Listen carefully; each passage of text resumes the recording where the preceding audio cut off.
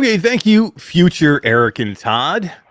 Todd, as always, we are way better than the future guys. Way better. You want to know why we're better? This is why we're better. Number one, you're wearing an amazing Christmas sweater, Right? which Had to dress how for much that. better can you get than that? And number two, we're sitting here with Scott Hayden, and the future guys are not. That's right. They're not. They're definitely not. And let's say hello to Scott Hayden. Scott, how are you doing, man? This is Scott Hayden, everybody from Road to VR. How are you doing, man? I'm doing great. It's really great to be on the show, guys. I've been watching you guys from afar for a while now, so it's really cool to be able to connect. Vis-a-vis Todd, who I saw in Sweden, which I know we're going to talk about a little bit about later. Don't want to get too far ahead, but I'm doing great. Yeah, man, we are definitely going to get into Sweden and the times that you guys had over there. What a great bunch of people to get together and just have fun with. And it seems like everybody hit it off, and it's like a common thing with the with our VR community, especially the people that cover the VR community. And it's still small enough where it's like just a bunch of cool people. We haven't gotten to that point yet where we have a lot of jerky people involved. So thank God it's all a bunch of cool people. It's still small enough. So yeah, I mean, I guess touching on that, topic, it still feels very much like the early days, and it still feels very much like, I don't know if you guys were around at the beginning of the internet, like real 80s, 90s type, internet chat room. It still feels very much like that in VR. So. Oh yeah, we were old. We were around for dial-up, right, Don? Yeah. Oh yeah. You've got mail. You've got mail. Scott, let's get into a little bit about you, because I do want to talk definitely about Road to VR. We want to talk about Sweden, but I want to talk a little bit about you first. Everybody out there, knows Road to VR. They know the name Scott Hayden, but they don't probably know the story behind it. So tell us a little bit about you, how you came to find VR, and how it's kind of taken over a part of your life and made it into a career for you. Sure. I mean, first of all, that's way too flattering. I don't think anybody knows my name. They do. Sometimes I have to remind myself. They do, yeah. But, so yeah, so I've been writing for Road to VR since about 2014. It was founded in 2011, way before the first consumer headsets were on the scene, even before the developer kits were out. I was writing just around the time when DK1 and DK2 was coming on the scene. So yeah, I don't really. I think probably first I'd say that I don't come from a journalism background, and that usually throws up a couple alarm bells in people's heads. They're like, "What? A journalist? I didn't go to journalism school." Yeah, no, I studied history and German in university. And after I had finished my university degree, I decided that I needed some sort of adventure. And today I'm speaking to you from Italy, which is just a really odd place for somebody who writes about technology, but surprisingly not an odd place for somebody who writes about VR. Because ever since I got into it, it just opened up this incredible portal to not only the sort of people that I grew up talking to, and meeting, but the sort of international crowd that I had just really grown to need to give me perspective. So yeah, I'm not really from a super technical background. It's all been on the job training, and writing and learning in a way that I know best, which is writing. So what kind of attracted you first to virtual reality? Is it the technology side of it, or is it the gaming side of it, or like were you a gamer, or were you just like, this technology is amazing and I want to be a part of it? Sure. I in my free time I did a lot of science fiction writing, and so I come at it more of a medium aspect, as I was always just waiting for VR to happen. And then when it started, really started to finally happen, when the DK1 Kickstarter came out, Oculus Rift DK1, that just really set me down a path to lock into it and learn as much as I possibly could. And I actually started writing my own blog, which was just, it was a mess. I was just like slagging off like Magic Leap. I was like, this whale thing, come on, and like self-posting to our Oculus, which, back in the day, back in like 2014 era, that was the only place VR, conversations were happening. Not like today, where we have this, really vibrant, video-based community. We have a lot more, blogs and news outlets out there covering the consumer AR and VR spaces. But yeah, no, I started it back in the Wild West when There wasn't nobody around, and anybody who could speak with any amount of authority was the authority. So I was very It's much it's in that crowd. it's funny how we see that because in our bubble we look at it and go, "Wow, we're still not mainstream. We're still really small." But if you compare where we are now in 2022, or about to be 2023, to those early days, 2014 to 2016, I mean, it was literally a barren wasteland. There was like just a handful of people that really saw the potential and that were really, actively discussing this issue. And to see where we are now, it's a huge leap if you compare it to then. I mean, I just back then, people had this idea of what VR was going to be and what consumer VR was going to be, and people were angry and sad that it wasn't happening in 2016. And now we're, like you said, we're leaps and bounds ahead of where we used to be. And what really mystifies me is we're still seeing the same sort of articles pop out from, mainstream media, like it's dead. Like, come on, guys, Yeah. it's not dead. Give me a break. Yeah, yeah. I like that everybody loves quoting Linus and telling everybody VR is dead. Poor Yeah. Linus. But let's talk a little bit first about Road to VR and tell us kind of the birth of that, how it came about and how you came to be part of it and your contribution to it and kind of where it is now. Sure thing. Yeah. So Road to VR was founded in 2011 by Benjamin Lang and Paul James. Ben based in the US, Paul based in the UK. And they had sort of united two small personal blogs together at the time, both covering, VR. Actually, HMVs is what it was really covering in the wait for VR. So they had been started. They had started covering VR in that way, and they fused together. I think it was in like late 2011. I may be wrong. And they had, in so doing, become one of the first larger VR outlets that were only covering VR as a medium. So later on, 2014, probably the early 2014 era, I had picked up on them as like the holy grail of news outlets. And as soon as I had started up my blog, I think I had written on my own personal blog for about 6 months, and like I said, own posting it to our Oculus in hopes to get feedback. And at that point, Ben had contacted me and he said, "Hey, do you want to write a couple freelance articles for us? We're looking for people who are going to write. We want to grow the team maybe eventually, but here's a couple softball articles to write." And I think the first one I wrote was about like the Oculus episode of South Park or something like that. You know what I mean? Oh, okay. No real expertise required, right? And eventually, I just started writing for them full time. They had hired me on an article by article basis, freelancing, and then they started me out as a writer, and I've since become an editor for games and daily news. Yeah, so currently today, that's kind of what your main focus is on now, right? You're editing other people's articles as well.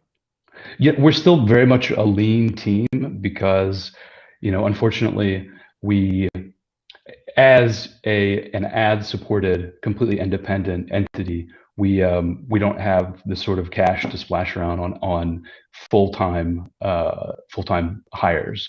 So right now it is Ben and me as the full-time writers. Oftentimes we bring in podcasters to do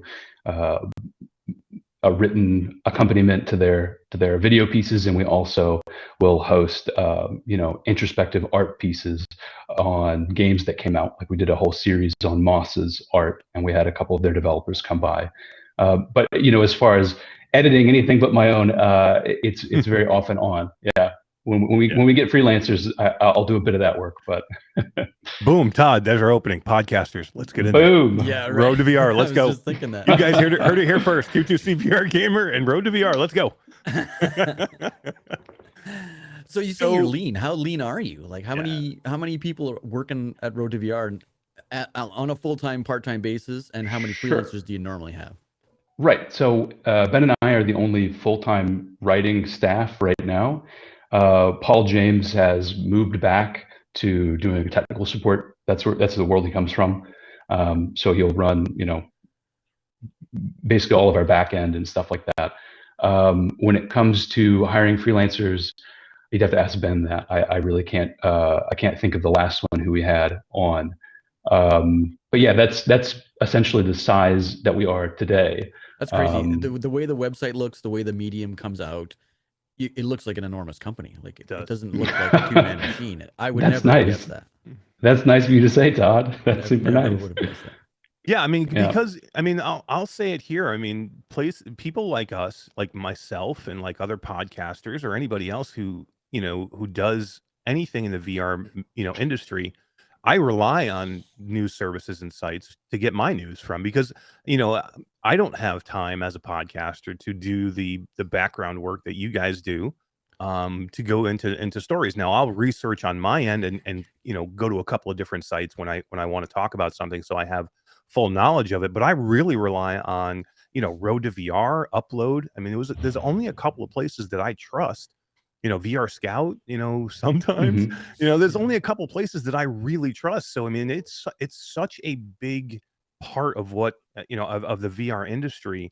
And that, somebody like me would look to Road to VR is a testament to what you guys do there. Because again, I can't do what I do without you doing what you do. This is not possible. Exactly. I'd have to do this full time because I'd have to do exactly everything you do plus do everything I do, and it's not going to work. So, hats off to you guys for doing what you do, especially in making it all advertised based and not kind of selling out to somebody. Yeah, that's a big thing too. Well, I would say almost the inverse is true. When I see that this vibrant, podcasting community is growing up and making it work, and having original opinions and original content, that just speaks to me that like my CV is not completely fucked over. Like people are making money and having opinions and being really dynamic in the space. That validates me, as a writer. I say, okay, I can do what I do because you're doing what you're doing. You know what I mean? So hats off to you guys. I'm not even wearing a hat. Hats off to you. I know there's lots of hats and lots of taking off of hats right now. Let me ask you a question. I've just always been curious about this. So somebody who is doing this kind of thing full time, tell me what you love about doing what you do, and then tell me what things that you're like, I just don't really care about it. Like if I didn't have to do that again, I would never do it. Let's see. I really like the dog fooding aspect of being able to use VR not only as a medium of play, but also a medium of contact with other people. Living in Italy, I've had a really great amount of full immersion into a different culture and a different way of thinking and a different way of talking and all that sort of stuff. Every once in a while you want to touch back. And that's been a really cool aspect of VR for me, just outside of the gaming, which has grown so much since the beginning of the consumer days in 2015 with like Gear VR. Yeah. The other aspect, sorry, repeat. What do I not like so much? Yeah, what's hard about doing what you do? I mean, like what's something you're like, man, that's a task that I have to do it, but it's something that I would not want to go back to if I didn't have to. Right. So, I mean, as a smaller team, we have to sort of pick and choose what sort of games we cover, what we can cover, what we probably should cover. And I do find myself having to do the duty every once in a while to cover a game that I do not want to play. That is not fun. And I can't just say that it's not fun because you have to look at it the perspective of, is this my genre? Do maybe I just don't like the genre? Maybe this is a new game style that I'm just too much of a fuddy-duddy old, NES player to really get, right?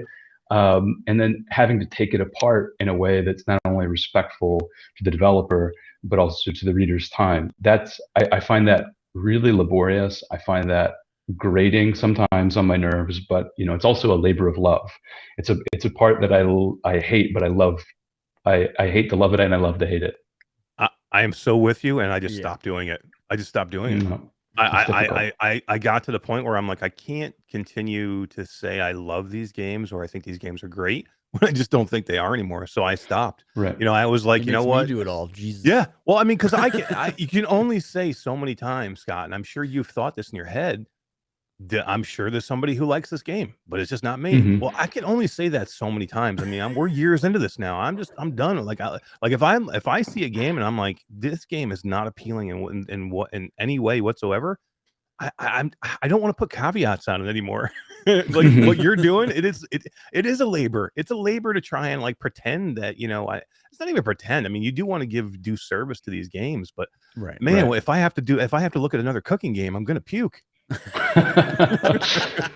Well, let me take it back a little bit. It's not only to, I guess I'm not saying that I'm a cheerleader of the industry. I'm happy to take down a game that deserves to be taken down, if only as a service to our readership to be able to know you should not spend your money on this XYZ. Here's why.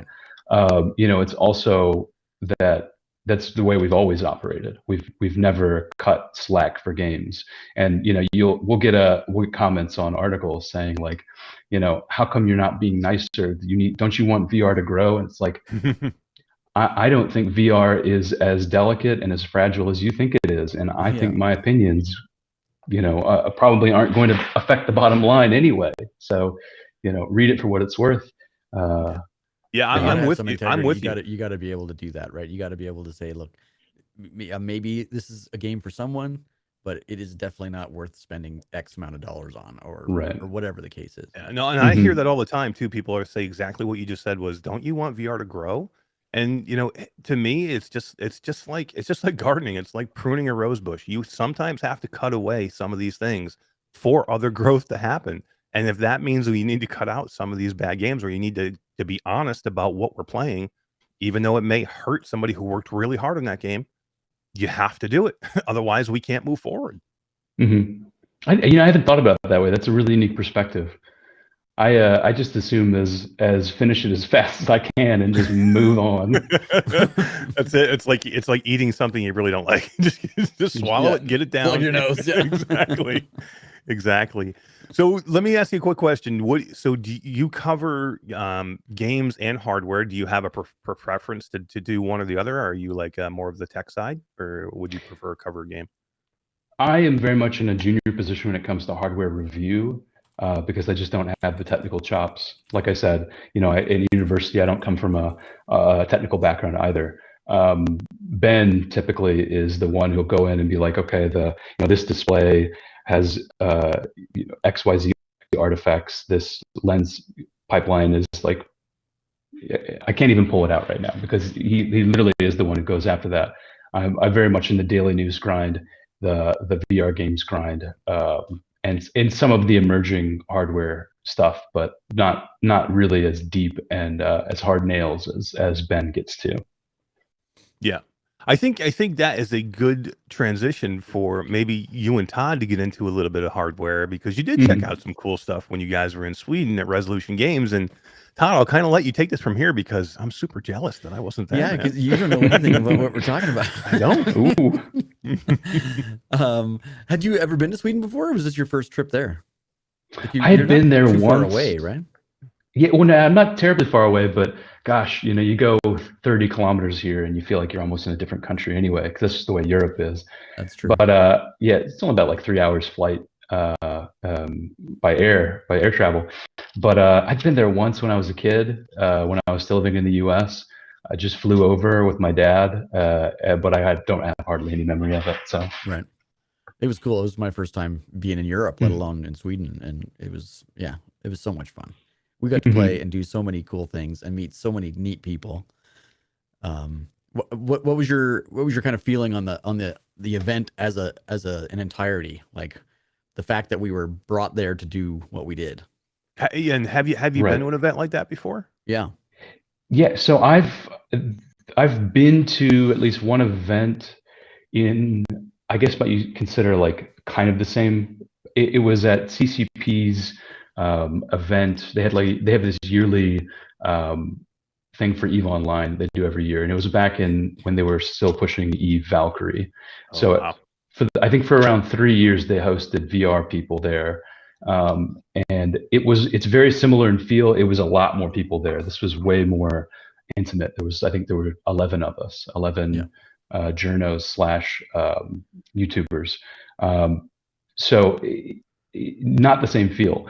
and I'll say that's actually a really great thing, because it was a lot more respectful of the fact that we were there to do a job and not party, and sort of the things that you might get into in some of these larger red carpet type events, which was initially why we decided we wanted to go, because we knew that, Resolution Games wasn't trying to buy us off, and they actually had a lot of really interesting and cool stuff we wanted to try and write about, which was, pretty refreshing, I would say. I thought it was a great mix too. It was a smart way for them to do a mix of journalists and content creators or media influencers. I mean, we're just the same, we're different sides of the same coin. You know what I mean? I feel very much at home behind a text editor. And so this is like the first time I've been on camera in like probably years.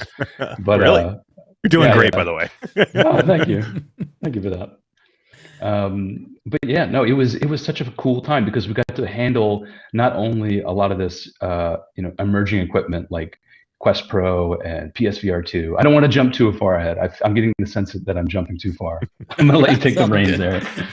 Well, I'm going to let Todd take the reins here, because this is all his get in there, Todd. Yeah, get in there, Todd. So from a games perspective, the Resolution Showcase has already aired. It showed this morning. So we're free to talk about everything we did. We got to play Bait and their new multiplayer experience. We got to play Demio and the new Reign of Madness. We got to play the Barbarian class, which will blow your mind, Eric. It is the coolest class. That's my class, man. I'm a Berserker Barbarian. That's me, man. Oh yeah, he's cool. He's got some neat weapons. We'll talk about that in a second. And then Blaston did a multiplayer and pass-through experience. And Spatial Ops, which was probably the highlight for me. What was your highlight of the event? Which game? Oh no, we're definitely on the same page. Yeah. Spatial Ops for me was one of the coolest, because I'd never been. Okay, you set the tone for it. I want to hear what you have to say about Spatial Ops first. Oh, to be in that kind of a scale, like I'm a huge first-person shooter game player. I've still played Call of Duty to this day. Like I'm huge into first-person shooters. So when VR came out, I'm huge into the VR shooters, Contractors, After the Fall, anything with a gun. I love it. To be able to play with friends is awesome. To be able to play with friends in the same space just blew my mind. For me, it was like the coolest version of laser tag that has ever existed, and you can put me on record for saying that, because it was really convincing too. It was one thing that I noticed that, okay, just to set it up for the audience, we're running around this. What is it, like a 10 meter by 10 meter like space, it was right? like a convention space. Then we moved all the furniture and tables and couches out of the way, so it was just one giant open room. Yeah, so one big open room, and we have all of these crates that we're hiding behind. You've probably seen it in the promo footage. And playing, because we played it both in Quest 2 and we played it in Quest Pro. Playing it in Quest 2, had this benefit over playing Quest Pro, because at least perceived benefit, because there was the monochrome pass through, because we're playing in mixed reality, right? So you're hiding behind these ostensibly fake crates and barrels, and once the match is over, you've had your fun, take off the headset, and because you've spent so much time running around this large space with crates and barrels and running around friends and trying to get through, that you've created this mental map of the entire place. And when you take off the headset, you just have to think for a second. You're like, holy crap. First of all, this space is a lot smaller than I thought it was. Yeah. Where did it all go? And it wears away fairly quickly, because we're not complete dum-dums, but it really mystified me to be able to do that and have it amplified by the social aspect of having 7 other people in the room doing it. Yeah, and you can yell at each other like we're in the room together. Nobody can hear what's going on except for you and the other players. So from the outside, it looks ridiculous to watch people play this game.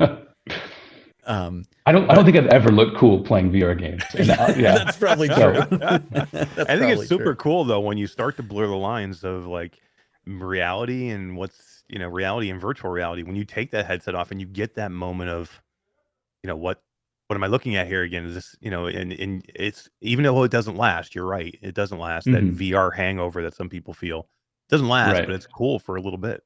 Hmm. It was neat because the Quest 2 experience with the black and white background or pass through, Hmm. the players really stood out, Mm. like the enemy players and your friends Hmm. and the barriers and everything.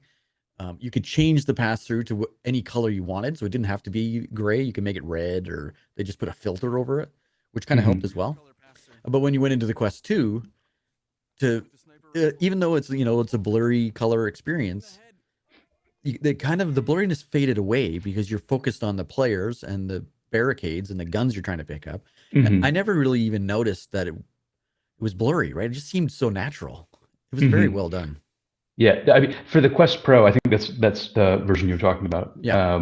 So I don't know, I had a bit of a differing view of it because I didn't have the light blockers on with the Quest Pro. So well, Right. as I was running around and hiding behind barrels and crates, I have that peripheral vision, and it sort of the illusion for me was broken. Not Right. in a way that I had it Yeah. with with Quest 2. I think added light blockers and the upcoming more immersive face gasket would probably change that for me, because Right. the color pass through was significantly more convincing of an experience.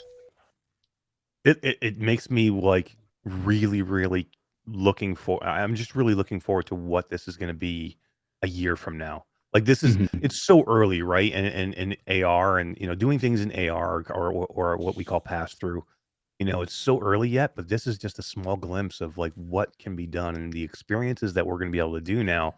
I mean, just hearing you guys talk about it has got me so excited for it, and I really can't wait. I And I actually played didn't it in this space yesterday in my room here, really. which is only Oh, like did you really? 14 by 14. I set it all up, put in 3 barricades, a bunch of gun spawn things, and you can play against bots if you don't have Hmm. actual friends to play with or anyone else with a headset near you.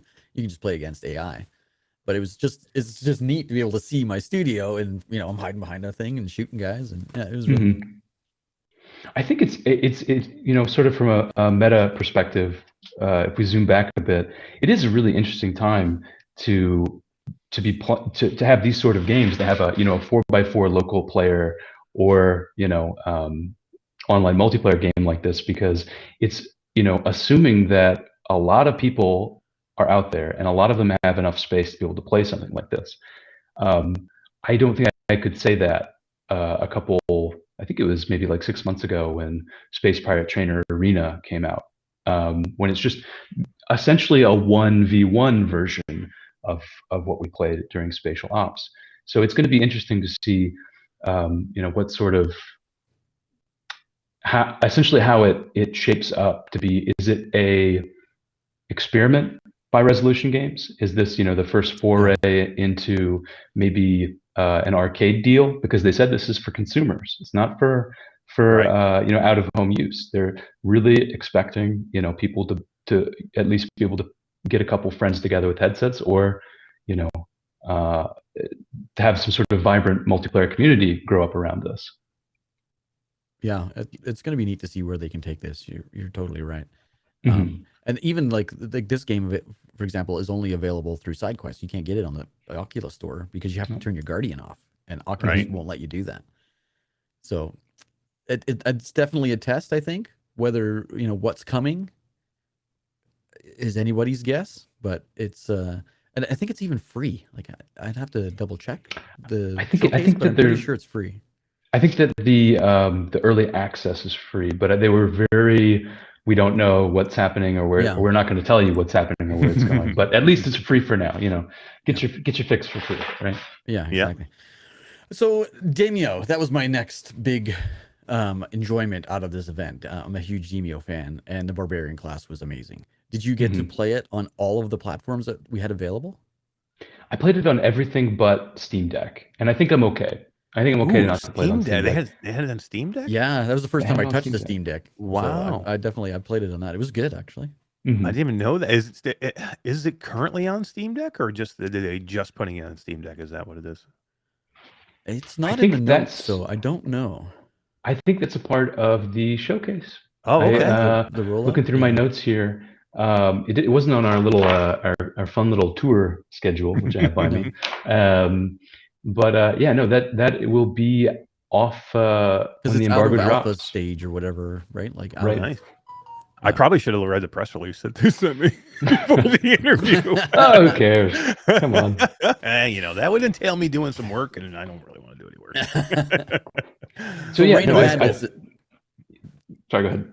I was gonna say Reign of Madness. That's the new map, and they've taken it outside of the dungeons and the holes in the ground, and it's outside on land in a little town. So cool. The barbarian class. What'd you think of him? I thought it was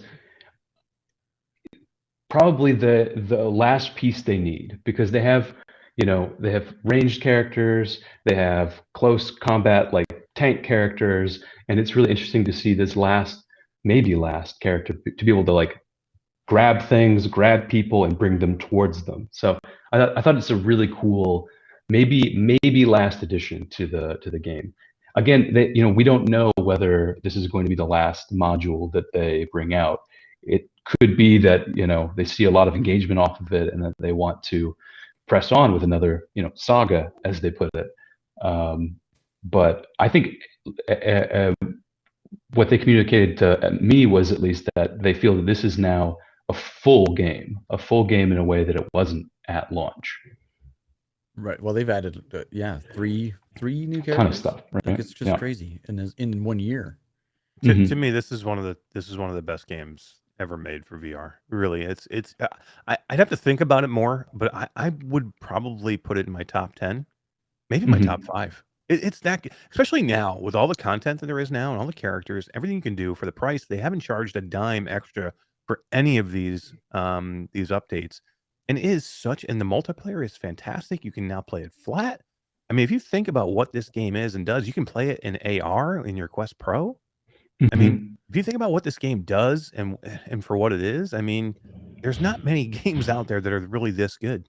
Well, we got to play it on the Steam Deck, on laptops, playing it just with Steam, the Quest 2, the Quest Pro, and PlayStation VR 2. Oh my God! And it's all cross-compatible.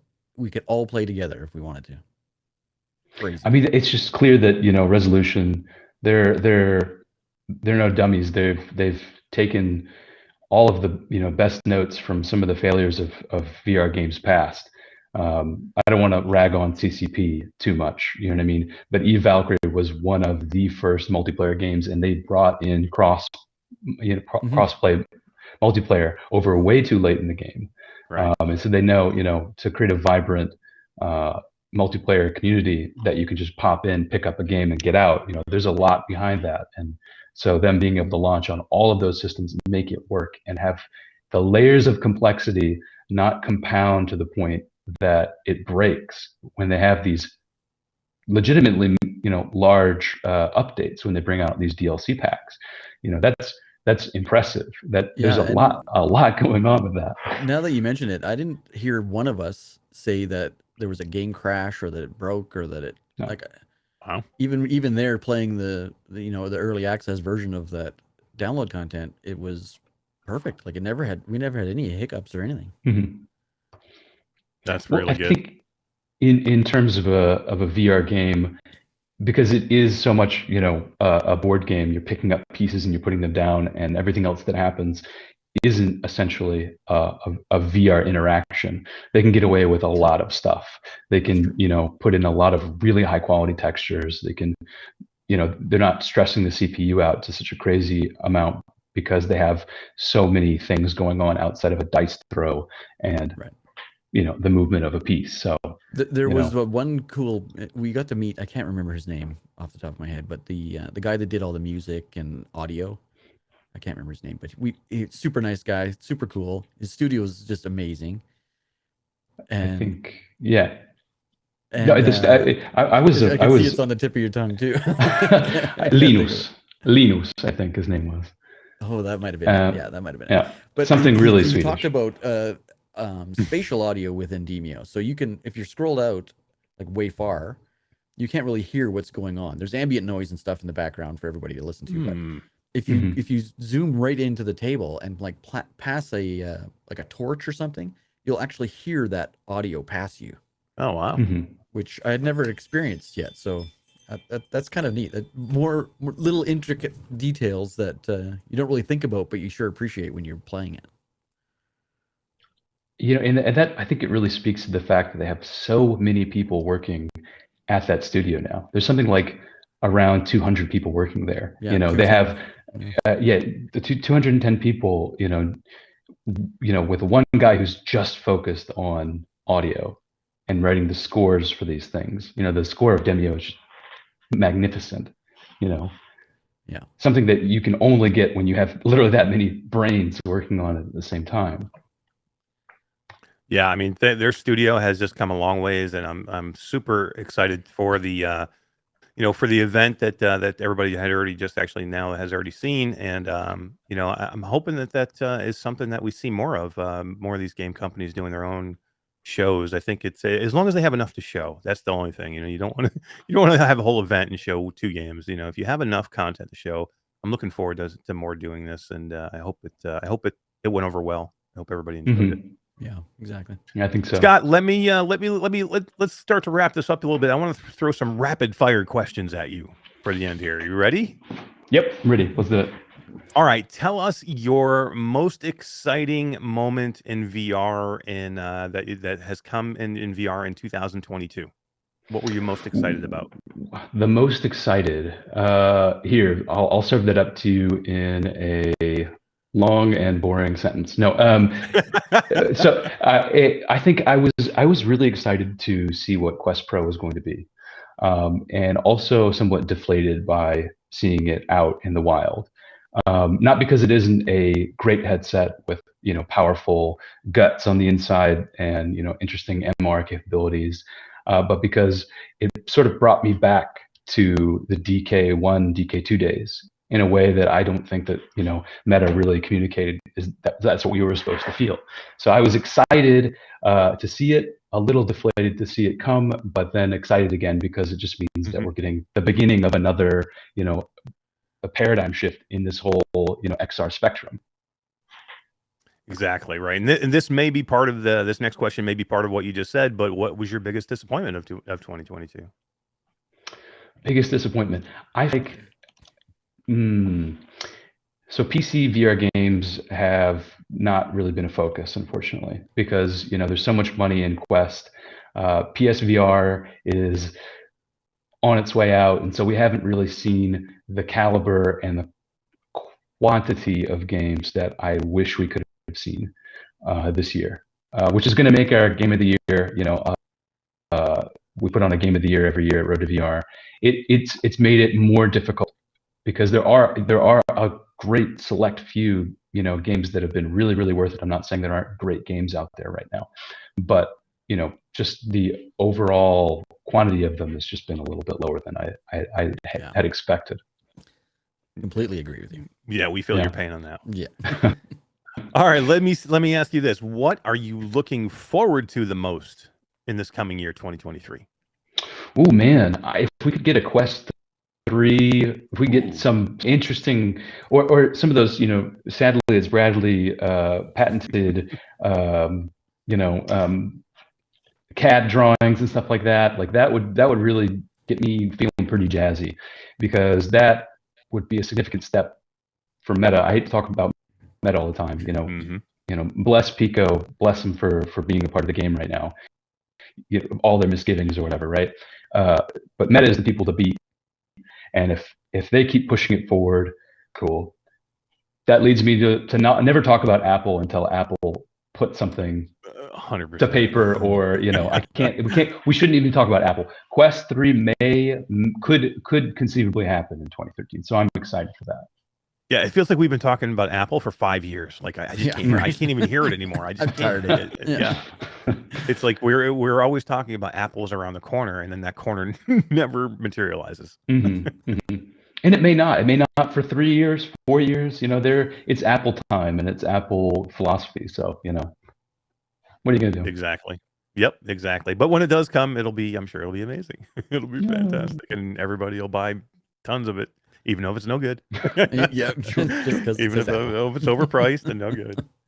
So finally, I'll ask two things. What's next for Scott Hayden, and what's next for Road to VR? Scott Hayden and Road to VR are not inextricably linked, but I do like to feel that way because this has been, what brought me into VR. It's what brought me into journalism. It gave me, such an incredible foothold to just work and be a part of this community and do it in a way where I'm constantly engaged. That's what I love about my job, is I'm constantly engaged in interesting things made by interesting people, far more interesting than myself. So, there's absolutely no shortage of fun things to write about and to experience and to do, which is a part of, what I like to call VR is just, the infinite novelty machine. We that's a good way to being growing around the infinite novelty machine, we will never be bored. So I love that about it. Road to VR, it is steadfast and working, and so am I. And I'm happy. I'm just as happy as can be. Awesome. Excellent answers. I love to hear it. When somebody is passionate about what they do and in the industry they're in, it completely jazzes me. It gets me excited to do what I do. So thank you, man. Thank you for taking the time out. Thank you for doing what you do and allowing us to do what we do subsequently. So, just thank you. And we really appreciate it. And I'm just a huge fan of what you do, man. I love everything you write. Well, you guys are better interviewers than I'll ever be, especially on camera. Holy crap. Like I had to walk into the interview with Tommy Palm and the CEO of Resolution Games. And I was like, Ooh, yeah. I haven't talked to anybody for like 2 years, man. This is rough. So thank Jesus I wrote down all my, my notes beforehand. But man, you guys are great. So completely hats off. Appreciate it. You're doing a great job. Awesome, man. Thanks. Hope to see you soon at some upcoming shows. It would be nice to meet in person finally. Everybody, that is Scott Hayden, Road to VR. Scott, thank you very much. Todd, we'll send it back to future Eric and Todd. Sounds good.